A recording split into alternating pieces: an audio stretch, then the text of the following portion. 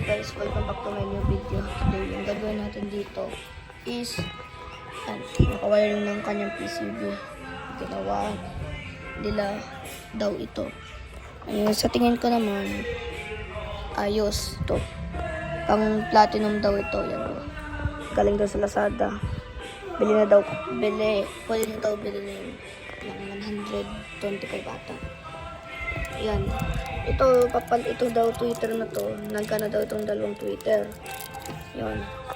Sa next video, hihinang natin itong mga Twitter na to. Yan. Pangit ng kanilang gawa. I-restore natin ito. Pero itong ko na to is dati pa to. Nagana pa rin. Ito din. Orig na concert ata ito. Yan. And then, orig. SB12 yan. Ito naman sa likod. Ginagamit natin ng audio amplifier is Sakura. Yan. Bale, re-restore natin to kasi nginat-ngat ng taga daw yung speaker. Yan. Kita daw diyan guys. O yan. Dito lang yung may ayos. Yan. Ang pangit daw niya. Bale, papalitan din natin yan sa next video. Yan o. Yan. Itong Twitter din, papalitan din natin. Itong dalawang speaker na to, baka hindi pa, si ayos pa. Ito din, Twitter na to. Din speaker, mat na din. Bale, mayroon silang speaker din dito. Ito. Kahalitin ng video ko. Yan. Ito yung speaker na ginamit nila. Yan. Tignan mo naman guys.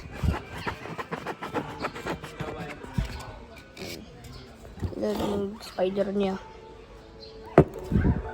So, yan. Guys, kung gusto nyo bumili nitong kaha ng video ka na to, itong parte na to, pinibenta namin, bale,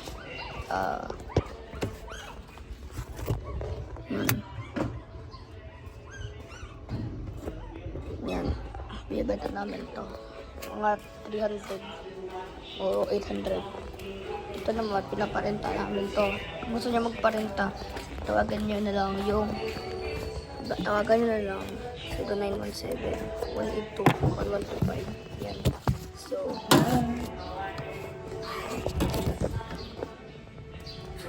guys, ito may sa Twitter. Yan.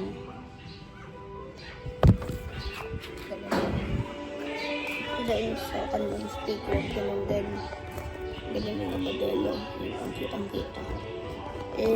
Di ko na alam ba bakit nagka-tape dito bakit lang yung ayusin. Kitang-kitang tape ko lang. Yung guys, kitang-kitang tape. Binablock yung kon ko. Yung kon yan, yung tape. Tapos, yan. Guys, yung PCB niya.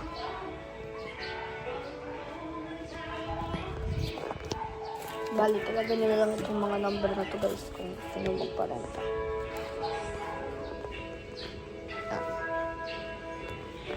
Guys, parang kasi meron pala itong coin. So, wala ito. Isa natin ito. Soldering iron na din ito. Nice namin ito. Soldering iron namin. Nasira. Ayun na. Uminit. So, yan. Nabaan natin. At tag. Lagyan natin dito. Yan. Lagyan natin dito sa loob ko. Dito nalabas ang kanyang wire. Yan guys. Dito nalabas ang wire. Ipapasok natin dito sa kanya parang jack niya hindi ito yan. So nabibili pa tayo ng kanyang jack, like jack, tapos yung cordon, tapos baka TV pa, papahiram na lang tayo itong PCB, soldering iron, tapos yan, open nito pag basta nabili. Player din. Bali, ang dating player nito is